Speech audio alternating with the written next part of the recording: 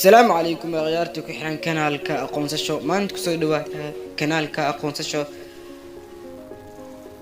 وحنيها يا شمبر لوي بسدي حال دي بعفرت مليون $. شمبر تنو تاريخ ذاك الشيء أيا لوي بسدي العقاري سهل دي بعفرت مليون $. أو لا أو حراش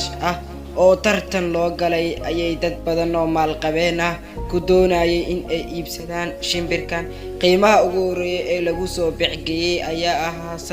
$321,000 hase yeeshee tirada ayaa isbedeshay kadib markii uu yimid qof diyaar u ah in uu bixiyo qarashkan shimbirtan ayaa sanadkan waxa ay da'deedu noqonaysay 5 sano waa dareen cajiib wax adduunka ka baxsan ayuu yiri Nicholas Jaysalbridge oo ah madaxa shirkadda Biba oo ka ganacsata shimbiraha kuma aanan riyoonin abid in qiimaha noocan ah ay gaari doonto waxaan rajaynayay oo kaliya ku dhawaad $400,000 Mr. Jaysalbridge ayaa sheegay in laba qof oo doonayay in ay iibsadaan ay ka soo jeedeen dalka Shiinaha balse shimbirtan ma aha mid nooceeda uu yahay mid la helo